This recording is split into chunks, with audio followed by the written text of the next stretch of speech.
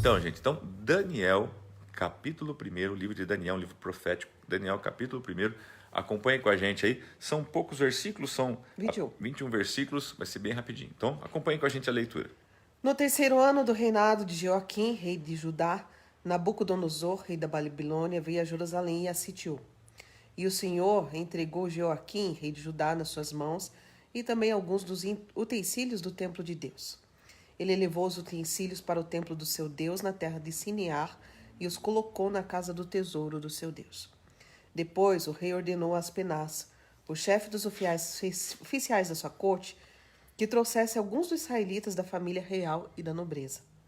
Jovens sem defeito físico, de boa aparência, cultos, inteligentes, que dominassem os vários campos do conhecimento e fossem capacitados para servir no palácio do rei. Ele deveria ensinar-lhes a língua e a literatura dos babilônios. De sua própria mesa, o rei designou-lhes uma porção diária de comida e de vinho.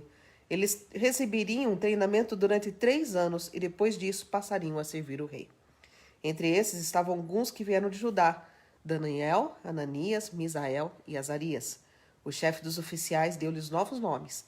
A Daniel deu o nome de Beltesazar, a Ananias Sadraque, a Misael Mesaque e a Azarias Abednego. Daniel, contudo, decidiu não se tornar impuro com a comida e com o vinho do rei e pediu ao chefe dos oficiais permissão para se abster deles. E Deus fez com que o homem fosse bondoso para com Daniel e tivesse simpatia por ele.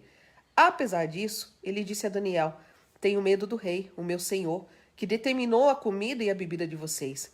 E se ele os achar menos saudáveis que os outros jovens da mesma idade, o rei poderia pedir a minha cabeça por causa de vocês. Então, gente, assim, pontuando algumas coisas importantes, ok? Primeiro, né, nós estamos falando aqui do terceiro ano do reinado de Joaquim, rei de Judá, tá?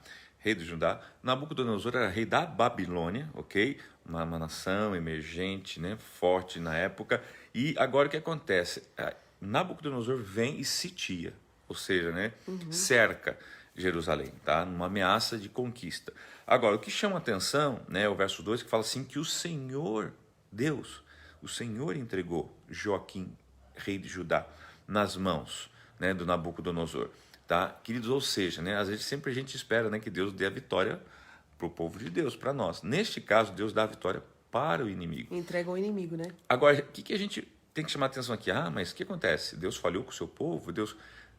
Aqui, quando a gente fala de propósito, a gente precisa entender. Então, tem todo um contexto. Joaquim, o rei de Judá, o povo, né, de Judá, que é o povo de Israel, eles estavam muito distantes, desviados de Deus. Na verdade, Deus agora vai usar a figura de Nabucodonosor, um rei pagão, a Babilônia, o paganismo, que eram os caldeus. Para quê? Para capturar, né, agora o reino de Judá, tá? Para justamente fazer com que eles voltem para Deus. Olha só, gente, a ferramenta, né? Claro que não precisaria tudo isso se o povo tivesse ouvido a Deus e voltado para Deus, né? Quando Deus falou, seja através de profetas, seja através da sua palavra, né? Enfim, não precisava nada disso. Com certeza Deus deve ter usado muitas outras formas de tentar falar com o povo e não conseguiu, então foi essa a maneira agora que ele faz. Para quê? Para trazer o povo de novo para ele. Nisso, pontua aqui o texto, né, que é separado alguns jovens, filhos da nobreza, pessoas que tinham sim algumas habilidades, né, que eram belos de aparências, que eram cultos, que eram inteligentes. Sem defeito físico. Para quê? Para serem treinados, né, ali por um período de tempo, para poder servir, né, aos caldeus ou aos babilônios. Tá? Fala lá de Daniel, fala de Azarias, né, Misael. Azarias, a gente está tão acostumado a falar assim de Sadraque, Mesaque e Abednego, né? Mas na verdade é Misael, Mesaque e Azarias, né? Então, gente, Daniel, né?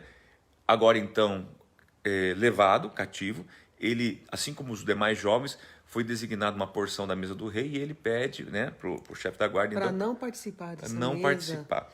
Você veja assim que o coração desse servo aqui, né? Isso. É inclinado para atender o pedido de Daniel, que era não comer da mesa do rei.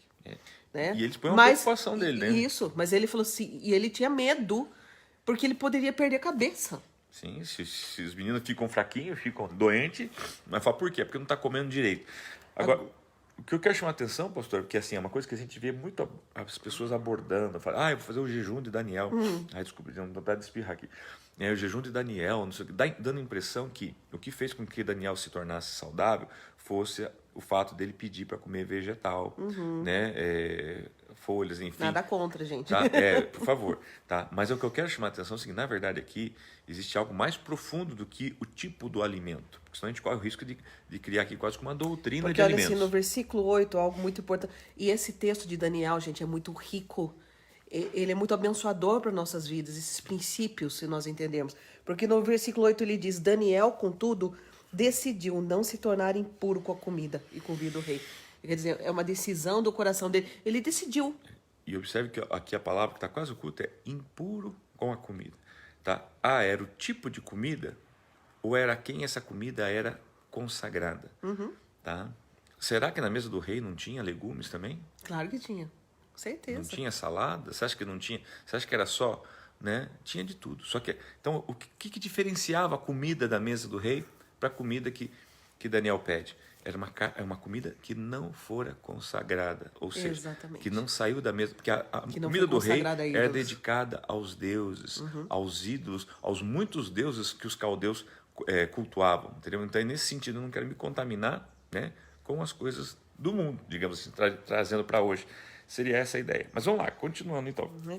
E aqui o versículo 7, pastor, quando fala que foi dado um novo nome para eles. Você veja assim, querendo colocar uma nova identidade neles. E o mundo faz isso o tempo todo. Oferece uma mesa para você, né?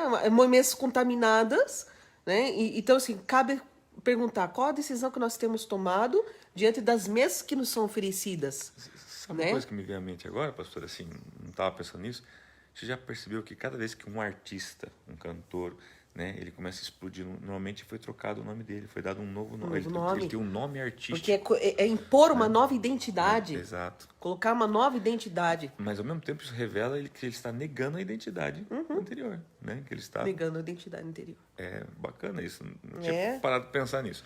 Daí ele continua aqui, ó. Daniel disse então ao homem que o chefe dos oficiais tinha encarregado de cuidar dele de Ananias, Misael e Azarias. Peço que faça uma experiência com seus servos durante 10 dias. Não nos dê nada além de vegetais para comer e água para beber. Depois, compare a nossa aparência com a dos jovens que comem a comida do rei e trate os seus servos de acordo com o que você concluir. Ele concordou e fez a experiência com eles durante 10 dias.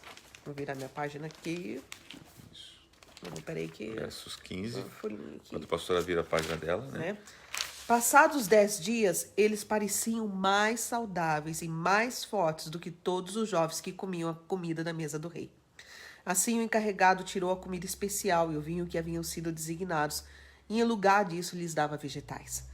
A esses 4 jovens, Deus deu sabedoria e inteligência para conhecerem todos os aspectos da cultura e da ciência.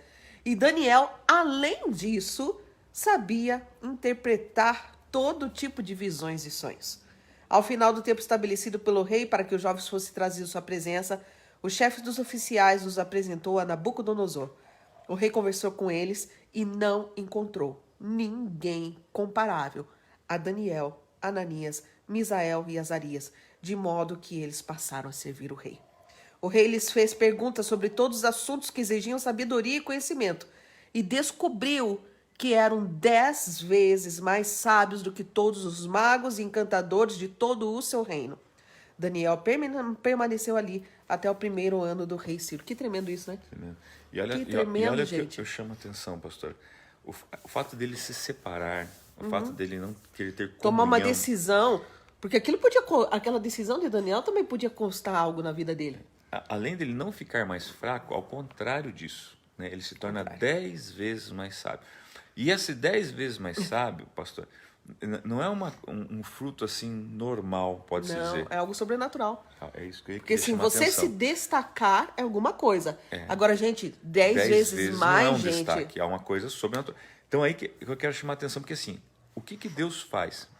Deus está querendo dizer o seguinte: olha, para quem se dedica a mim, para quem se separa para mim, para quem entende que é melhor ter comunhão comigo do que comunhão com o mundo, tá? Eu habilito, né? Você viu que ele deu sabedoria e inteligência. Com algo sobrenatural, né? Para Daniel, além de sabedoria e inteligência, ainda capacidade visões e sonhos. Sabia interpretar todo tipo de visões e sonhos. Tá. Agora, o nível de sabedoria era 10 vezes maior. Gente, isso aqui é um número, é mensurável.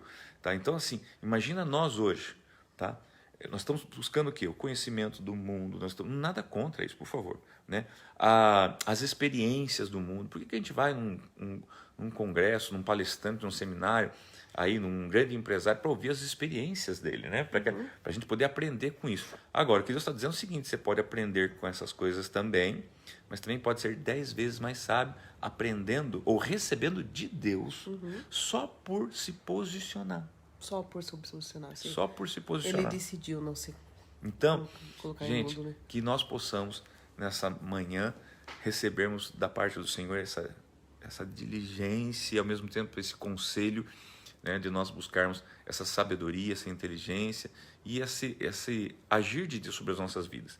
Que assim como foi com Daniel, nós possamos, né, nesse tempo que nós estamos aqui nos separando um pouquinho para ouvir a palavra de Deus, para estudar a palavra de Deus, também tomando uma decisão de se separar, né, com relação às coisas do mundo, às coisas de Deus. Porque às vezes o não nos pensamento faltará. é exatamente, porque o pensamento às vezes é questão assim, puxa, mas se eu não me envolver com esse contexto, coisa assim, eu vou ser não posso prejudicado, ficar fora, seja né? no trabalho, porque muitas mesas te serão oferecidas dentro do seu trabalho. Onde você for, Satanás terá uma mesa para você. Então cabe você decidir se você se contamina ou não. Mesmo em detrimento, tipo assim, eu posso ser prejudicado, eu posso ser mandado embora, eu posso, né, tanta coisa ruim acontecer, puxa, minha família pode virar a cara para mim. Agora, assim, quando você se posiciona e se decide não se contaminar, se veja que ele não saiu da mesa do rei. Não. Ele passou a servir a mesa do rei. Olha só, pastor, me vem agora aqui. Eu falei assim, Deus deu o controle da mesa para eles. Exatamente. Que Você legal, veja né? só, por não se contaminar com aquela mesa, porque assim, Deus Deus dá deu agora. autoridade sobre aquela mesa. Porque é ele, eu tenho certeza, me vem aqui agora, pastor, que Daniel, antes de colocar, porque ele passou a servir a mesa do rei. Outra, gente, cargo de responsabilidade. Quem serve a mesa do rei tem que provar a comida antes. Eu tenho certeza que Daniel orava ali antes com seus amigos sobre aqueles alimentos. Olha como Algo que Deus que era faz. consagrado a demônios, agora é consagrado. Deus falou assim, não, vai passar agora pelas tuas mãos.